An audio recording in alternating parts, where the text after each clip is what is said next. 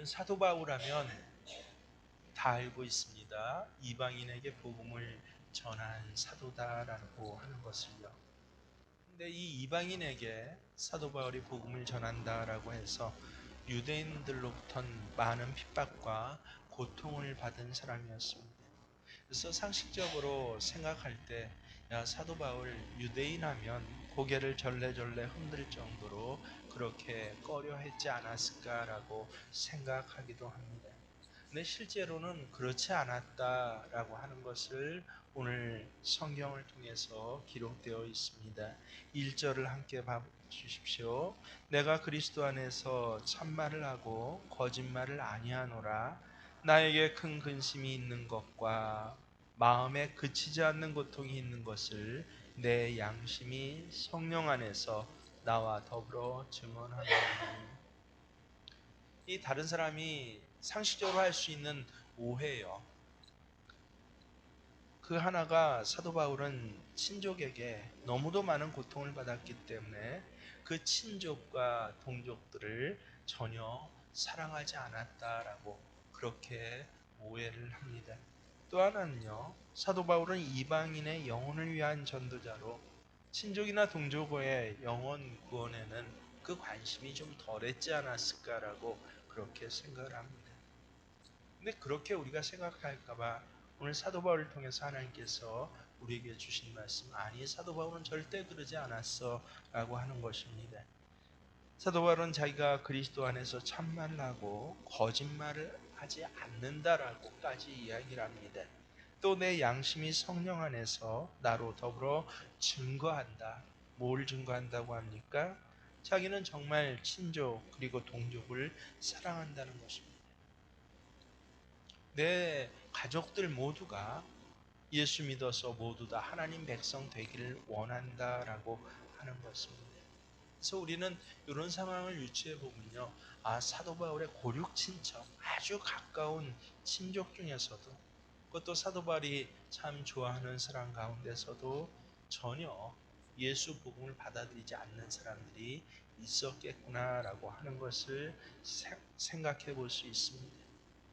더욱이 사도 바울은 동족인 유대 민족을 너무나 사랑했고 그들을 위해서라면 어떤 희생을 감수해도 아깝지 않을 정도였음에도 불구하고 너무도 많은 유대인이 그를 거부하고 복음뿐만 아니라 복음을 전하는 그 사도 바울조차도 그렇게 거부했더라라고 하는 것입니다. 이 유대인들의 거부가 사도 바울을 얼마나 아프게 했는지 3절에서 그가 이렇게까지 고백을 합니다. 나의 형제 곧 고륙의 친족을 위하여 내 자신이 저주를 받아 그리스도에게서 끊어질지라도 원하는 바로다. 쉽게 우리말로 풀려고 하면 내 형제 고륙의 친척이 예수를 믿지 않는다는 것이 나에게 너무도 큰 근심이었고 그 근심에 지나쳐서 마음에 그치지 않는 고통이 되었습니다라고 고백을 하는 것입니다. 여러분, 고통은 육체가 아픈 것을 고통이라고 합니다. 그리고 마음이 아픈 것은 뭐라고 합니까? 슬픔이라고 합니다. 근데 마음의 슬픔이 지나쳐서 그것이 사도 바울에게는요, 마음의 슬픔인데 육체의 고통이 되었다라고 하는 것입니다. 우리가 뭐 인생 살면서 한두 번 느껴보지 않았습니까? 너무도 마음에 슬픔이 가득할 때는요, 몸이 아파 버리는 것입니다. 조금 아픈 게 아니라 너무도 고통스럽게 그 몸의 고통에까지 이르는 것을 여러분 인생살이 하면서 한두 번은 분명히 경험하지 않습니까? 그 간절함이 사도 바울은 뭐라고 표현합니까? 내 자신이 저주를 받아 그래도 괜찮을 정도로 내가 간절합니다라고 하는 것입니다. 여기서 저주란 말은요, 헬라어로 아나데마입니다.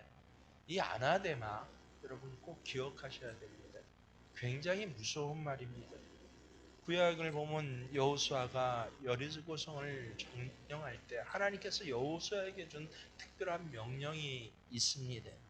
여리고성 안에 있는 사람, 짐승들, 뭐 화초, 꽃은 물론이고 심지어는 그 성에 있는 물건 하나하나까지도 남기지 말고 완전히 불태워버려라 라고 하나님 명령하셔요. 그러면서 하나님이 사용하시는 단어가 뭐냐면 아나데마, 저주입니다. 하나님이 저주하신 것이기 때문에 다 불태워서 진멸해 버리라 라고 그렇게 하나님 말씀하십니다. 그리고 여리고 성을 점령하고 성이 이 안으로부터 밖으로 다 무너져서 돌 위에 돌 하나까지 남아지지 않았을 때 이스라엘 백성들은 하나님 명령대로 그 성의 모든 것들을 다 불태워 버렸습니다. 근데 아간이라는 한 사람이 그 성에서 뭐 비단원하고 금덩어리 한두 개를 갖다 숨겨서 자기 천막으로 몰래 가져왔습니다. 자기 눈에는 비단옷과 금덩어리였지만 사실은 별거 아닌 것이었지만 좋은 것이었지만 하나님께서는 그 물건을 뭐라고 하셨다고요? 아나데마, 저주덩어리라. 그래서 하나님께서 그대로 저주를 내리셨어요. 아간의 가족 모두가 다 그 자리에서 돌 맞아 죽게 되는 그런 저주를 내리셨습니다. 더 기가 막힌 것은요, 그 여리고 성 함락시키고 나서 몇 년이 흐른지 아십니까? 100년, 200년, 300년, 400년, 500년이 흘러버린 때였습니다. 너무나 시간이 오래 가서인지 이 말씀을 읽고요, 베델 사람 히엘이 여리고를 다시 건축하고자 합니다. 하나님께서 500년이 지난 후인데도 그 성을 완전히 멸절시켜서 여기 다시 성을 쌓으려는 사람은 그 자식들을 다 멸절시키고 저주로 삼아버리겠다 하신 말씀 그대로가 놀랍게 500년 후에도 그대로 이루어져서, 그래서 베델 사람 히엘이라는 사람이 그 성에 기초를 쌓고 다시 성을 건축하고자 할 때 어떻게 하셨습니까? 히엘의 아들들을 다 죽여버리셨습니다. 왜요? 저주이기 때문에. 그 말씀들이 저 여호수아부터 열왕기상 16장 34절에 나옵니다. 그러니까 아나데마, 저주를 받는다라는 말이 얼마나 무서운 말입니까? 긍휼이 많으신 하나님께서 그 하나님이신데, 우리를 불쌍히 여기신 하나님이신데 때로는 치려고 하셨다가도 번복하시기도 하는 하나님이신데, 근데 절대 용서하지 아니하시고 하나님조차 불쌍히 여기지 아니하셔서 저주하셔서 그래서 완전히 진멸해서 없애버리는 것을 아나데마라고 하는 것입니다. 오늘 사도 바울은요, 이렇게 무서운 말을 자기 자신에게 쓰고 있어요. 내가 하나님 앞에서 아나데마로 저주를 받는다라고 할지라도 뭐라고 합니까? 내 가족, 내 동족만 구원할 수 있다면 나는 그렇게 하겠다, 그러기를 원한다라고 그렇게 이야기를 하고 있는 것입니다. 자기의 모든 것들, 삶의 초점이 이방인 전도가 가장 중요하다라고 그렇게 알고 있었는데 사실은 어때요? 아니, 이방인들은 하나님 앞에 돌아오지만 내 남편, 내 아내가, 내 부모, 내 자식이 하나님 앞에 돌아오지 않는 것, 만약에 그들이 돌아올 수만 있다면 내가 하나님 앞에 저주를 받아서 멸절되고 진멸될지라도 내가 그것을 원합니다 라고 자기 가족을 위해서 그렇게 끊임없이 고통하는 사람이 바로 사도 바울이었습니다. 그러니까 상식적으로 사도 바울이 이런 심정을 갖는다는 것은 놀라운 일이라고 생각합니다. 우리가 잘 아는 바와 같이 사도 바울 일생 동안 얼마나 많은 고통을 당했습니까? 근데 그 고통을 준 사람들이 누구입니까? 평생토록 사도 바울을 괴롭히고 해를 끼친 사람들이 이방 사람들이 아니었습니다. 그의 가족들이었고요, 그의 친족들이었습니다. 돌로 친 사람도 가족이고 태장을 때린 사람도 친족이었어요. 재판을 붙인 사람들이 가족이고 감옥에 가둬놓은 것도 친족들이었습니다. 그야말로 사도 바울을 내가 죽이지 않으면 먹지도 자지도 않겠다라는 이렇게 비정하고 험한 말을 해가면서 예루살렘에서 소동을 벌인 자도 그의 가족들이었어요. 사사건건 미움과 박해를 간 모든 사람들이, 대부분의 사람들이 바로 그가 사랑하는 가족이었습니다. 인간적인 측면에서 볼 때 바울은 그래서 유대인 하면, 내 동족 내 가족 하면 이를 갈면서 미워할 수밖에 없는 그런 원수된 관계 아닙니까? 오늘날 우리의 삶의 터전을 보세요. 가족으로 인하여서 남편 때문에, 아내 때문에, 부모 때문에, 자식 때문에 이렇게 원수 되기까지 고개를 절레절레 흔드는 경우가 얼마나 많이 있습니까? 그 내용을 들어보면 세상 사람도 다 거기 동감하는 댓글을 올립니다. 당장 이혼해 버리세요. 절대로 만나지 마세요. 이 용서해주면 안 됩니다. 봐주면 안 됩니다라고 그렇게 공감하는 세대에 우리가 살고 있고, 또 우리도 그 세대에서 나름 공감하지 않습니까? 그런데 그럼에도 불구하고 바울은 그들을 미워하지 않았습니다. 그들의 죄는 미워했지만 그들의 영혼은 미워하지 않았습니다. 그들로부터 고통을 받으면 받을수록 바울은 자기의 가족들을, 그 동족들을 긍휼히 여기는 마음이 점점 더 간절해졌다라고. 그래서 마침내 차라리 내가 하나님조차도 절대로 번복 없이 용서해 주시지 않는 이 아나데마 저주거리가 될지라도 함께 원한다라고까지 이야기했던 것입니다. 왜 그랬을까요, 도대체? 사도 바울이 특별한 사람이라서 그럴까요? 가족애가 투철한 사람이라 그럴까요? 그의 인격적이고 개인적인 특정 때문에 그럴까요? 아니에요. 단 한 가지, 사도 바울은 하나님의 마음을 알고 있었기 때문입니다. 사도 바울은 하나님의 마음을 알았고, 그리고 평생토록 그 고통 가운데서도 고통받는 가운데 그걸 화로, 분노로 표출한 것이 아니라 하나님의 마음을 배워가는 것으로 그 안에 충만케 되고 새겨져 갔다라고 하는 것입니다.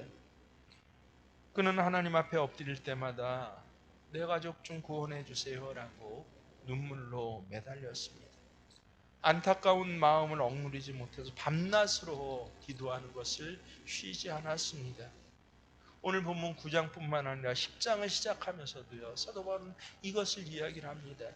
형제들아, 내 마음에 원하는 바와 하나님께 구하는 바는 이스라엘을 위함이니, 내 형제들을 위함이니 곧 저희로 구원을 얻게 함이라. 구원받지 못하고 있는 가족들을 보면서 바울은 끊임없이 고통하고 괴로워했어요.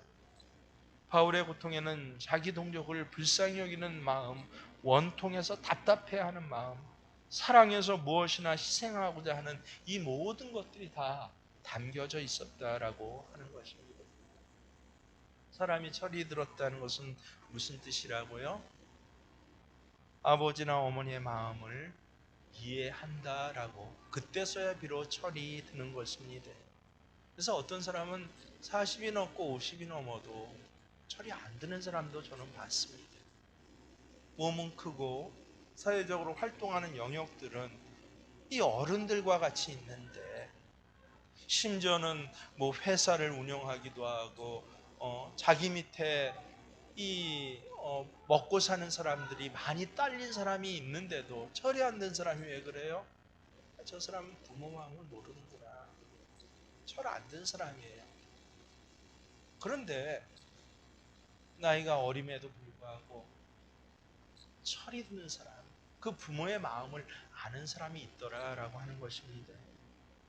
전에 아주 오래전이죠. 제가 가르쳤던 이 학생 중에 이 장애인 아버지를 가진 한 학생이 있었습니다. 그래서 이 여러 이제 훈련을 하고 상담을 하면서 이 학생들에게 장래의 꿈이 무엇이냐라고 물어봤어요. 그 학생들 대답이야 거의 일관되잖아요. 나는 뭐 대통령 될래요. 뭐 예전에 나는 뭐 선생님이 될래요. 뭐가 될래요. 그 학생은 나는 의사가 되고 싶다라고 했습니다. 근데 일반적으로 제 생각에 아버지도 장애인과니까 의사가 돼서 돈 많이 벌어서 그래서 이 아버지께 효도하려고 하나 보다라고 그렇게 생각을 하고 너 왜 의사가 되려고 하는데? 라고 물어봤더니 이 아이가 뭐 대답은 비슷할지 모르지만 그 태도와 행동이 너무 제게 깊게 각인됐습니다. 아주 심각해지는 것이에요. 그러면서 눈시울이 붉어지면서 우리 아빠처럼 병든 사람들, 어려운 사람들 내가 직접 고쳐주려고 그래요 라고요.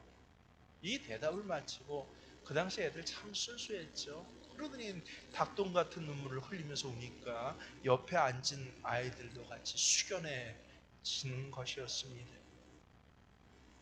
장애인 아빠를 사랑하니까 그 아버지와 비슷한 처지를 가진 사람까지 염려가 되고 사랑해서 아예 직업을 내가 그런 사람들을 고치고 돕는 사람이 되겠다라고 하는 것입니다. 그때 저는 뭐 딱 한마디예요. 야, 제가 철이 참 일찍 들었구나. 철 든다는 것이 무엇이에요? 첫 번째는 아버지의 마음을 알았기 때문이에요. 아버지가 장애인이고 아버지가 장애인으로서 당하는 여러 아픔들을 공감하는 것. 그것뿐이 아니라 그 아픔을 알기 때문에 이제 아버지를 위해서 무엇을 해야 할지 그것을 내 기쁨과 내 소원을 삼는 단계까지 그렇게 간 이 아이는 정말 철든 아이입니다. 하나님 앞에서도 철든 성도는 어떤 성도입니까? 하나님의 마음을 아는 성도예요. 여러분 하나님께서 가장 원하시는 것이 무엇입니까? 하나님께서 가장 원하시는 것이요. 내가 반듯하게 살고 잘 먹고 잘 사는 것, 세상에 성공하는 것입니까? 그거 아니에요. 하나님이 가장 원하는 건 우린 누구보다도 머릿속으로는 잘 알고 있어요. 마치 세상 불효자가 부모님께 효도해야 돼 라고 하는 것을 알고 있는 것처럼 죽어가는 영혼들, 택한 백성들을 한 영혼이라도 구원하는 일을 위해서 하나님이 나 구원해 주셨습니다 라고 누구든지 정답을 이야기를 합니다. 근데 정말 한 영혼이라도 구원하겠다는 이 하나님의 심정, 이 마음을 알고 내 소원이 정색을 하고 눈시울이 붉어지면서 나 의사 될래요. 나 내 가족을 위한 전도자가 될래요. 라고 그렇게 우리는 이야기하고 있습니까? 오늘 본문에 나타나 있는 바울의 심정을 통해서 우리가 배워야 할 것이 얼마나 많은지 몰라요. 왜 사도 바울의 이 마음속의 이 감정을, 이 고백을 성서의 하나님 말씀으로 기록해서 우리에게 전해 주시는 것입니까? 여러분, 첫 번째 교훈은요, 구원의 확신과 기쁨에는 반드시 고통이 수반된다라고 하는 것입니다. 로마서를 처음부터 끝까지 쭉 읽어보신 분들은요, 굉장히 이상하고 놀라운 것을 느끼는 것이 바로 로마서 8장과 9장입니다. 그래서 8장, 9장을 구분해서 그렇게 로마서를 공부하는 사람이 굉장히 많이 있어요. 8장의 이름은 8장 말미에 가서 사도 바울이 뭐라고 합니까? 너무도 큰 이 구원의 기쁨과 확신을 갖다가 선언하고 선포합니다. 누가 우리를 대적하겠는가? 누가 우리를 그리스도의 사랑에서 끊겠는가? 아무도 우리를 하나님의 손에서 끊을 자가 없다라고 그렇게 이야기를 하면서 내가 구원받은 이 일에 대해서 누구도 건들 수 없다라고요. 선언을 하고 이 큰 구원을 주신 하나님의 사랑, 이 큰 구원을 보장해 주신 바로 나에게 보장하신 이 하나님을 자랑을 해요. 하나님을 자랑합니다. 그리고 감격하면서 사실은 1장부터 8장까지가 마무리가 되는 것입니다. 근데 9장에 넘어가자마자 1절부터 사도 바울은 전혀 다른 바울이 되어 있습니다. 그렇게 구원의 환희에 젖어서 기뻐하던 사람이 갑자기 신음하고 고통하는 사람으로 변해 있습니다. 그래서 성경을 자세히 읽다 보면요, 거듭거듭 읽다 보면 이게 왜 그럴까 하고 당혹감을 느낄 수밖에 없습니다. 어떻게 사람이 이처럼 돌변할 수 있습니까? 어떻게 한 사람이 한순간에 이토록 모순되는 두 가지 감정을 공존해서 가질 수가 있습니까? 마치 거짓말을 하는 사람인 것처럼 생각될 수도 있어요. 이렇게 생각하는 것이 결코 무리가 아니에요. 바울도 이 점을 잘 알기 때문에 그래서 1절에서 이 말을 하는 거, 내가 거짓말하는 거 아니에요 라고요. 사도 바울과 같은 온전한 사역자에게 왜 이렇게 이중적인 감정이 표출되고 있습니까? 아까 말씀드렸죠. 구원의 확신과 기쁨에는요, 이 기쁨이 클수록, 이 확신이 클수록 반드시 그 고통이 수반되고 그 고통이 커진다라고 하는 것입니다. 우리는 잘 알고 있습니다. 구원은 믿음으로 값없이 받는 선물입니다. 구원을 받고 안 받고는 이 세상에서는 별로 표시가 나질 않아요. 근데 우리가 하나님 앞에 섰을 때 내세에 가서는요, 정말 우리 전체의 운명을 좌우하는 행복과 불행, 축복과 저주, 생명과 죽음으로 나를 갈라놓는 너무도 심각한 문제가 바로 이 구원의 문제입니다. 감사하게도 저 역시 하나님의 은혜로 값없이 구원을 얻었습니다. 이제 저를 정죄할 자가 아무도 없습니다. 하나님의 손에서 끊어놓을 자도 없고 하나님의 사랑에서 빼앗을 자도 없습니다. 얼마나 저도 똑같이 감격스러운지 모릅니다. 저도 바울만큼이나 기뻐하고 좋아합니다. 하지만 그것이 다가 아니다라고 하는 것입니다. 하나님께서 물으십니다. 너 혼자 구원받았다고 감격하고 기뻐하다니? 그럼 너 삶의 자리 정말 행복하니?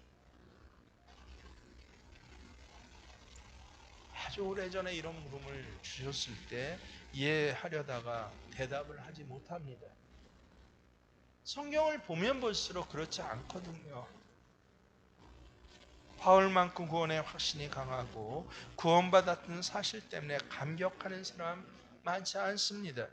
또 바울만큼 구원받지 못한 영혼 때문에 고통하는 사람도 없습니다. 이게 도대체 무슨 말씀입니까? 나 혼자 구원받아서는 결코 행복할 수 없다라고 하는 것이에요. 내 가정이 복을 받을 수 없다는 것입니다. 구원의 기쁨은 반드시 고통을 수반하는 것입니다. 구원받아서 기뻐하는 사람이 다른 형제의, 다른 가족의 구원에 무관심하다면, 혹 포기했다면, 그건 자기 구원을 포기하는 것과 똑같습니다. 정상이 아닙니다. 그런 심령을 하나님께서는 절대 기뻐하시지 않습니다. 이런 의미에서 저는 주님으로부터 호된 꾸지람을 들을지도 모르겠다라고 생각합니다. 주님이 저에게 물었습니다. 너 정말 구원의 확신이 있느니? 힘차게 대답합니다. 하나님, 그렇습니다. 나는 구원의 확신이 있습니다. 구원받은 것이 굉장히 예쁘지? 세상이 달라 보여요. 하나님, 얼마나 제가 감격으로 살아간지 모릅니다. 그렇다면 아직도 구원받지 못한 내 친족, 내 가족을 생각하는 고통이 네 마음에 있니? 여러분 어떻게 대답하시겠습니까? 고통이 좀 있긴 하는 것 같은데 쉬지 않고 고통할 정도가 못 된다라고 하는 것이 당시에 솔직한 저의 고백이었습니다.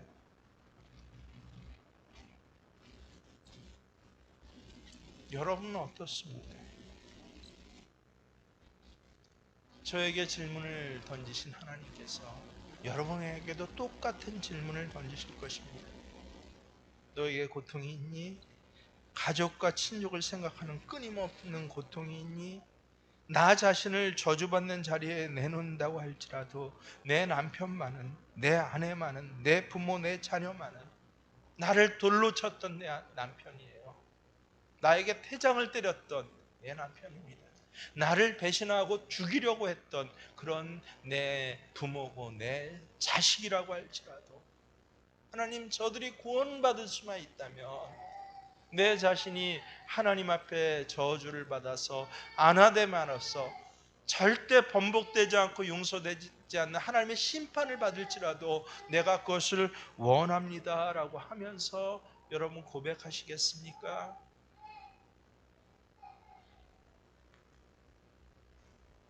저는 정말 가족의 영혼을 보고 이렇게 고민하고 고통하시는 분들을 많이 보아왔습니다.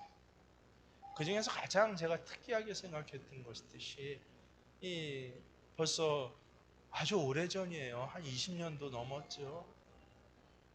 제가 첫 목회자가 돼서 이제 이 단독 목회를 하는데 거기에서 한 집사님이 아주 이 영혼에 대해서 무관심했다가 이 말씀의 은혜를 많이 받으면서 그러면서 이 영혼에 대해서 특별히 가족의 영혼, 자기 아비의 영혼에 대해서 그렇게 염려하는 것을 나중에 알았어요. 어느 날 전화가 옵니다. 이 한낮이었는데 평일날. 근데 목사님 빨리 와주세요. 왜 그러세요? 집사님 무슨 일이 있으셨어요? 지금 병원이래요. 아버지가 곧 돌아가시게 됐다고. 그래서 아버지 임종 예배를 좀 드려달라고. 그래서 이제 같이 있던 전도사님하고 같이 뭐 장로님들이 멀리 사셔서 장로님들을 부를 수가 없고 저하고 전도사님 이 두 분만 그 병원에 쫓아갔어요. 아마 연대 세브란스였다고 생각합니다. 근데 아마 돈이 좀 있던 가정이었나 보죠. 이 혼자 단독 병실에 그렇게 해서 산소 마스크 끼고 헉헉거리고 있는 것이 이 여집사님의 이 간절함이 얼마나 간절했든지 우리 아버지 구원 받으셔야 하는데 아직 구원 못 받으셨어요. 그래서 제가 거기서 이 세례회 문답을 했습니다. 즉각적으로. 근데 임종 바로 직전이라 아무것도 움직일 수가 없는 거예요. 제가 말씀드렸죠. 놀랍게도요. 이 눈 한번 깜빡이세요. 그것도 못하는 거예요. 참 신기하게 이 딸이 얘기를 하는 거죠. 발가락은 깜빡이죠. 발가락 하나 움직일 수 있어요. 저한테 얘기했죠. 그래서 예수님을 선생님의 구주로 영접하시겠습니까? 아무것도 숨도 헉헉거리고 눈도 거의 반 감겨 있는데 세상에 제가 아는 상식은요, 사람이 마지막에 가장 끝에 남는 그 활동 세포가 눈이거든요. 눈도 깜짝 못하는데 발가락이 깜짝이야. 발가락이 살짝 앞뒤로 간다.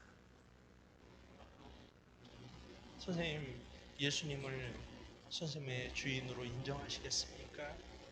예수님 앞에서 내 모든 죄를 고백하고 이제 내가 이 예수님을 구주로 인정하고 그 신앙을 그대로 고백하시겠습니까? 발가락 3번을 깜짝했어요. 뭐 질문을 많이 할 수도 없습니다. 그래서 그 자리에서 제가 이 성내전 도구도 없이 그렇게 그 안수하며 그에게 세례를 주고 이 천국 백성이 된 것들을 그렇게 선포를 했습니다. 이 누워있는 임종 환자가 그것이 기쁜지 좋은지 몰라요. 근데 이제 그러고 나서 돌아가셨어요. 그 저녁에. 다음날 장례식에 갔더니 이 따님 집사님 얼굴이 확 그러면서 뭐 저 앞에서도 하는 게 아니라 자기 오빠도 있고 뭐 동생도 있고 야, 아빠가 예수 믿고 구원받고 돌아가셨다. 내가 예수 믿는다고 발가락 하나 깜빡였다고. 그러고 나서 한편에서 이야기를 하며 기뻐하는 것입니다. 여러분은 어떻습니까? 어떻게 해서도 내 가족, 내 아비, 내 자식, 나를 그렇게 돌로 치고 때리고 배반하고 찌르고 했던 그 친족이라도, 그럴지라도 그들의 영혼만은 하나님 앞에 구원받기를 원한다라고, 그런 심정이 여러분에게 있습니까? 여러분 내면의 깊은 곳을 살펴보시길 바랍니다. 진짜 구원의 확신과 기쁨을 간직하고 있는 사람은 반드시 이 고통과 이 간절함을 함께 가지고 있다라고 하는 것이 성서의 가르침인 것입니다. 여러분, 이 구원받기를 거부하는 가족 때문에 가슴 아파하는 고통은 누가 주신 줄 아십니까? 본능적인 감정입니까? 아니에요. 이건 역시 성령께서 주시는 은혜다라고 그렇게 성경 곳곳에 나와 있습니다. 오늘 본문에도 나와 있어요. 2절에 보세요. 성령 안에서 내가 이것을 증거한다라고 합니다. 마음에 그치지 않는 고통이 있는 것을 내 양심이 성령 안에서 나로 더불어 증거하노니. 성령이 주시는 구원의 확신이 있는 사람은요, 성령이 주시는 영혼을 향한 고통과 가슴앓이가 있다라고 하는 것입니다. 여러분, 성령이 주시는 기쁨이 있습니까? 가족의 영혼을 생각하는 근심도 있어야 그것이 정상적인 것이에요. 확신은 있는데 고통은 없습니까? 무엇이가 잘못된 것이에요. 그 확신은 성령으로부터 온 것이 아닐지도 모릅니다. 나 구원받은 기쁨은 있는데 예수 믿지 아니한 자들에 대한 고통은 없습니까? 그 기쁨은 어쩌면 무섭게도 성령과 관계없는 기쁨일 수도 있습니다. 마치 영화 한 편 보고 가슴이 벅차오르는 것들 여러분 느끼시죠? 영화 한 편 보고 마음이 아련해지는 것도 느끼시죠? 하지만 성령께서 주시는 구원의 확신과 기쁨에는 반드시 성령께서 주시는 영혼 때문에 마음의 슬픔을 넘어서 그 슬픔이 육체의 고통이 되는 그 아픔이 수반된다라고 하는 것입니다. 저에게는 큰 고민거리가 요 1, 2년 사이에 있습니다. 특별히 새생명 축제를 통해서 우리가 무엇인가 잘못된 병에 걸리지 않았는가 라고 계속 생각하고 근심에 쌓여 있습니다. 어떤 병입니까? 무관심입니다. 어쩌면 목회자를 위시해서 전 교인이 지금 이 병에 감염되어 가고 있지 않는지 생각합니다. 교회를 처음 나오는 사람을 봐도 반가워하는 기색이 없어요. 안 믿는 사람을 봐도 안타까운 마음이 생기지 않습니다. 더구나 그 사람이 내 가족인데, 내 남편이 하나님 앞에 나와서 예배드리지 않는데 아파하진 않아요. 그저 돈 잘 벌여다 주고 웬만큼 먹고 살면 최고의 남편이라고, 그저 이만하면 됐지라고 생각합니다. 그러면서 뭐라 그래요?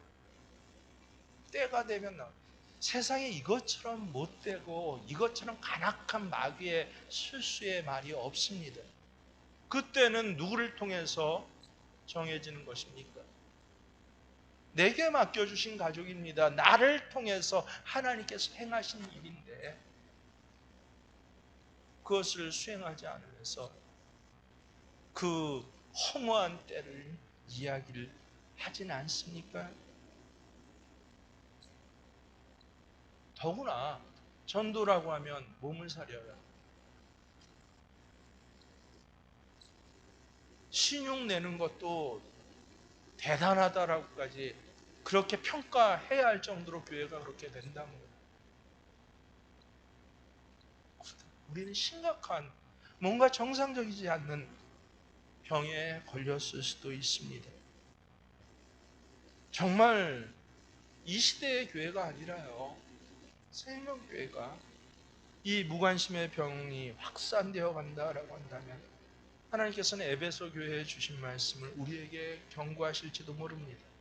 정말 촛대를 옮기실지도 모른다라고 하는 아주 마음의 긴장감과 긴박감이 저와 여러분에게 있지 않습니까? 우리는 예수님의 마지막 명령이 무엇입니까? 땅끝까지 복음을 전하라 라고 하는 이 명령을 붙잡고 살아야 할 사람들이 바로 우리입니다.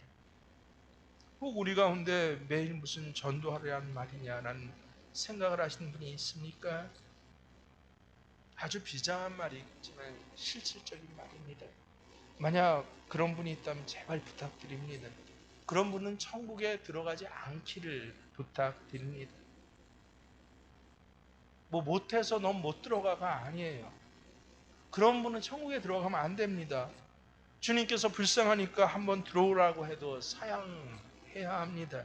왜 그렇습니까? 그런 분이 천국에 들어가면 불편해서 못 살기 때문에 그렇습니다. 하나님의 마음을 알지 못하는 사람이 천국에 들어가면 하나님의 마음으로 모이고 그 마음을 기뻐하고 그 마음 때문에 감사하는 이 천국이 불편해서 도저히 견디지 못할 것입니다. 이 시간 주님은 오늘 말씀을 통해서 우리에게 두 가지 질문을 하실 것입니다. 당신에게 그런 고통이 있습니까? 네 가족, 네 남편, 네 아내, 내 부모, 내 자식을 위한 정말 마음의 슬픔이 육체의 고통이 되는 그런 끊임없는 고통이 너에게 있니? 라고 할 때 여러분 무엇이라 대답하겠습니까? 아직도 내 가족이 믿지 않습니까? 아직도 내 부모가 예수를 모릅니까? 아직도 자식이 교회에 나오지 않습니까?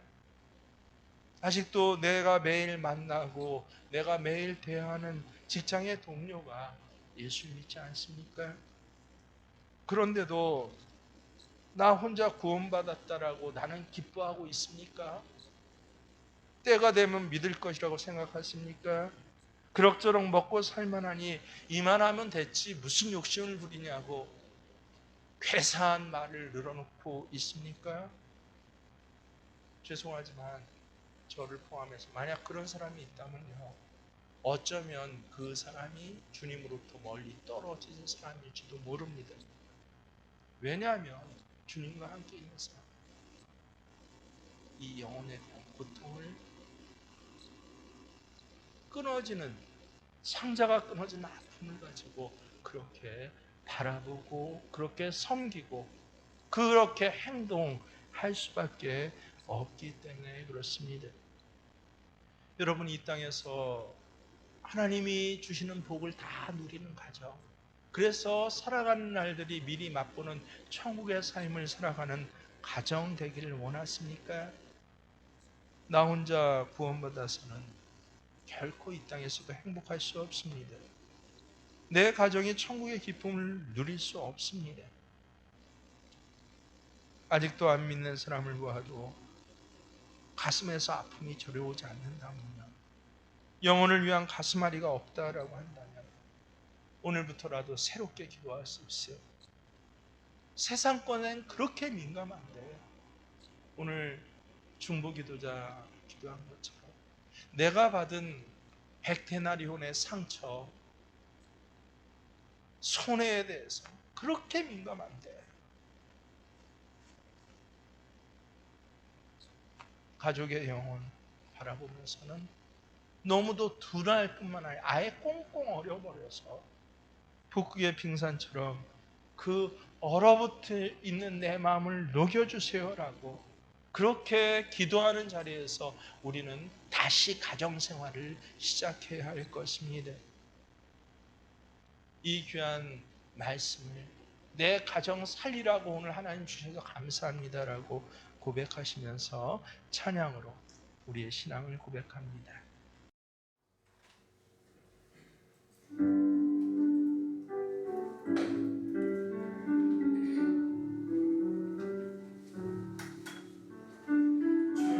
주께서 주신 농사